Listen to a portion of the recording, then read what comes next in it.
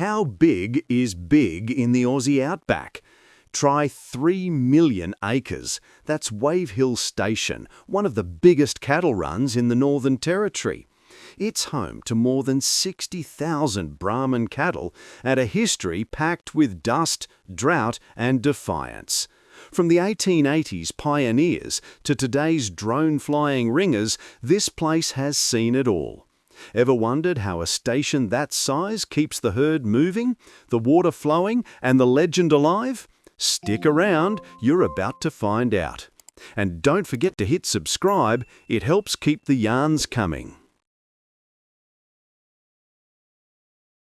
Wave Hill Station's story kicks off in 1883 when legendary pastoralist Nathaniel Nat Buchanan blazed a trail into this remote country. Buchanan was a tough-as-nails explorer and drover, famous for epic cattle treks across the north. He and his partners drove the first herds into Wave Hill at a time when the nearest neighbour was 200 miles away, truly the frontier of cattle country. The colonial government granted Buchanan almost 3,000 square kilometres of Gurindji traditional land to establish the station. By 1884, Buchanan had 1,000 head of cattle on Wave Hill, and within a decade that herd exploded to 15,000 cattle plus 8,000 bullocks roaming the plains.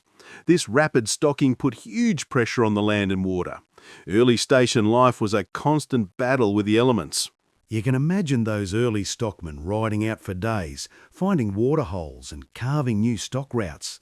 They lived in tents and crude huts, eating campfire damper and salt beef. It was the classic station life, hard yakka under the territory sun. Buchanan's Wave Hill quickly became a cattle empire in its own right, but the boom times didn't last without challenges. Droughts and the tyranny of distance made markets hard to reach, forcing Nat Buchanan into some bold experiments. He even shipped a load of Wave Hill bullocks by sea to Singapore in 1890, chasing better prices. By 1894, facing a crash in cattle prices and mounting difficulties, Nat surrendered the station to his brother and put Wave Hill up for auction.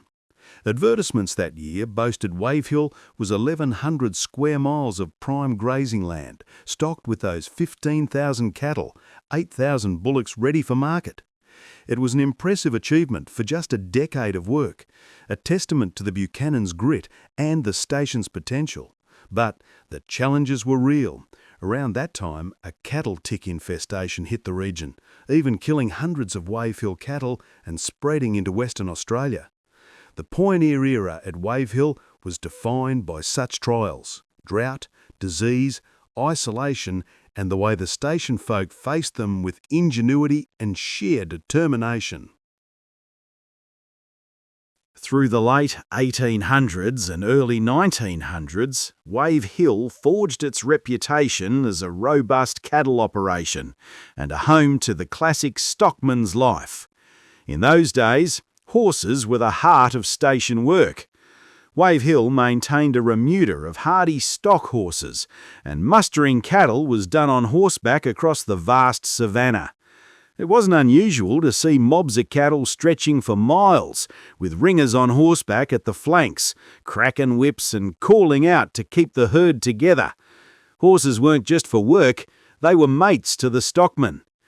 Even as decades passed and technology crept in, the station's horsemen remained legendary. In fact, Wave Hill's stock riders and their horsemanship skills are still celebrated as part of the station's heritage. The station landscape itself shaped daily life.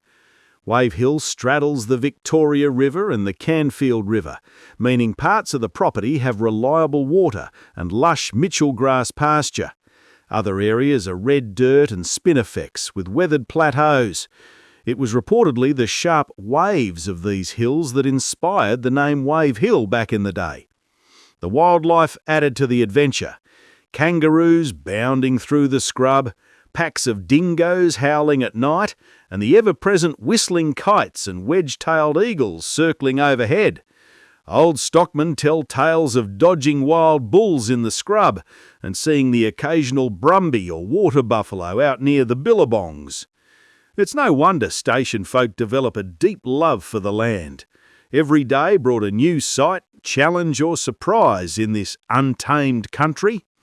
Picture this: sunrise at Wave Hill, the sky gone rosy pink. A couple of ringers boil the billy for morning tea, then saddle up. With a whistle and a "let's go, mate," they trot off to muster a mob grazing by a distant creek. It's a hard life, but by crikey, they love it. The freedom, the horses, and the pride in a good day's work. By the early 1900s, Wave Hill had proven its worth, and it caught the eye of international investors. In 1914, the Vestey brothers, a British meat-packing dynasty, purchased Wave Hill from the Buchanan family. Vestey's owned a string of cattle stations, and Wave Hill became a crucial part of their beef empire. Under Vestey management, the station ran tens of thousands of cattle to supply meat for export. They introduced Brahman and Shorthorn bloodlines over time, improving herds for the tough conditions. New infrastructure slowly appeared, boreholes for water, fences, stockyards, but life for most on Wave Hill was still rough and remote. One major aspect of Vestey's operations was reliance on indigenous stockmen and workers, mostly local Gurindji people. For decades, Gurindji men were stockmen and women worked in the station homestead, but they were paid mostly in rations of flour, tea and tobacco, not real wages. They endured hard conditions, tin shanties for housing, limited clean water, and a feudal setup common on Northern Territory stations last century. This simmering injustice set the stage for one of Australia's most significant historic showdowns, right here on Wave Hill. On 23 August 1966, Wave Hill Station became the flashpoint of the Wave Hill Walk-Off, also known as the Gurindji Strike. Led by a courageous Gurindji stockman, Vincent Linjari, 200 Aboriginal stockmen, domestic workers and their families walked off the job, striking against the Vesteys for equal pay and better treatment. They were effectively saying enough's enough to working like slaves on their own ancestral land. This strike lasted an incredible 9 years, evolving from a wage dispute into a powerful land rights movement. The strikers set up camp at Dugaragu, Waddy Creek, demanding a portion of Wave Hill be returned to them. The world watched as these stockmen stood their ground under the harsh sun, an extraordinary act of bravery and endurance. Finally, history took a turn. The Wave Hill Walk-Off forced Australia to confront its treatment of Indigenous workers and landowners. The Gurindji climb gained nationwide support. In 1973, the Vestey Company and the Australian government negotiated a landmark agreement. Vestey surrendered part of the Wave Hill lease back to the Gurindji, and a Gurindji company was granted title to that land. Then came an iconic moment etched in Australian memory. In August 1975, Prime Minister Gough Whitlam flew out to Wave Hill.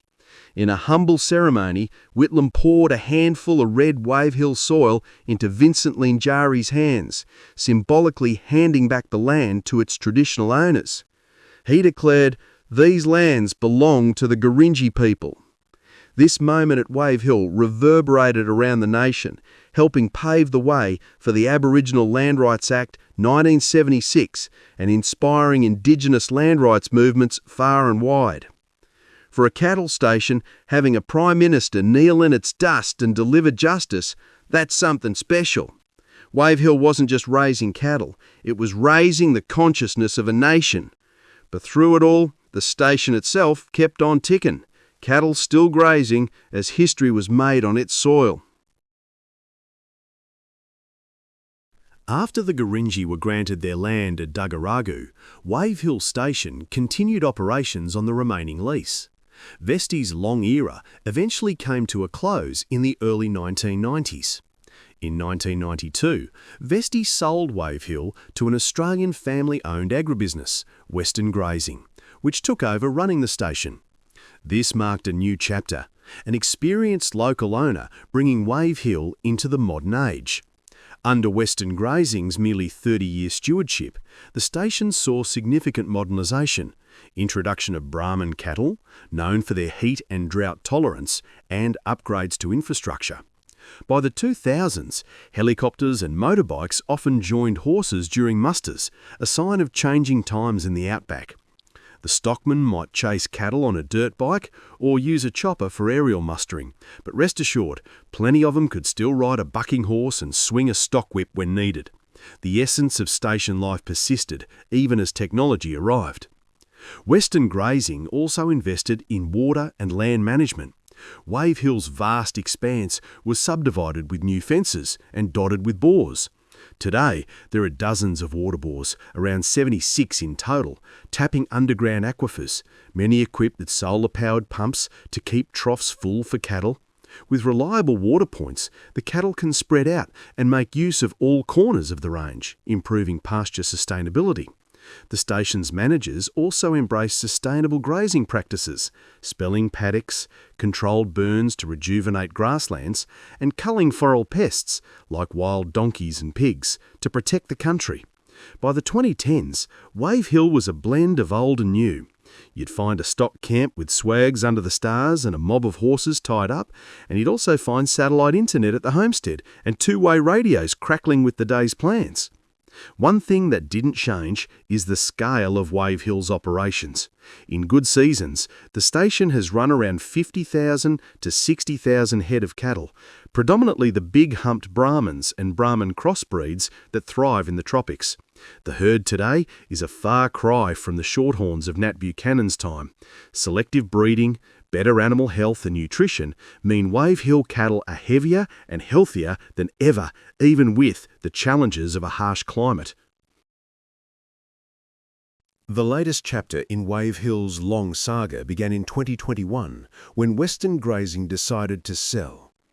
In a highly competitive sale, Jumbug Pastoral, a family-run pastoral company led by the McLachlan family, and a few partners put in the winning bid.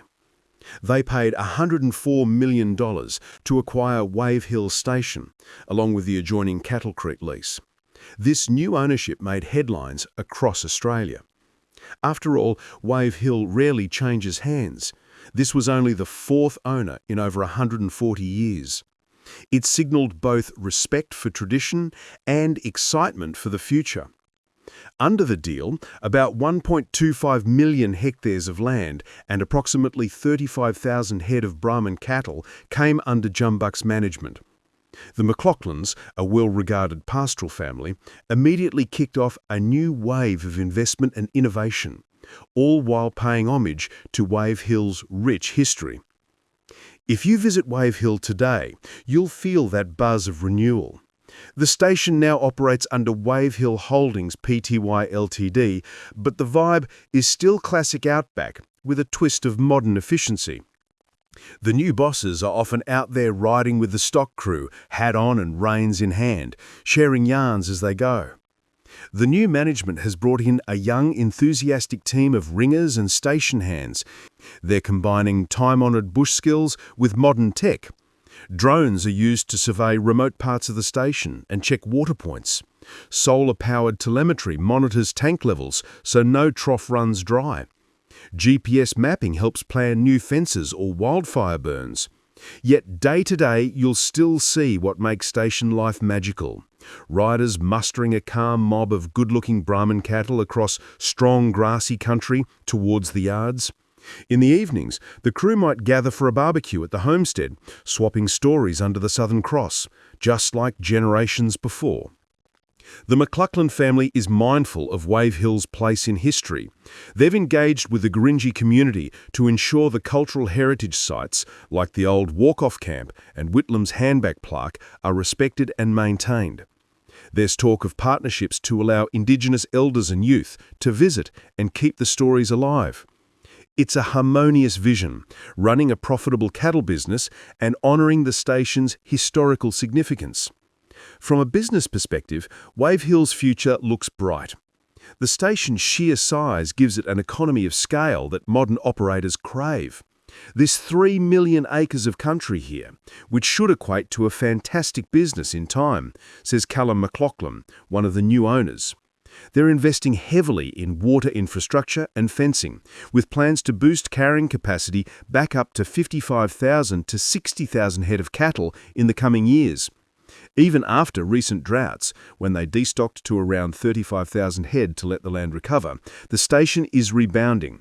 Fresh grass after rains, fat Brahman on the move, it's a sight that warms any cattleman's heart.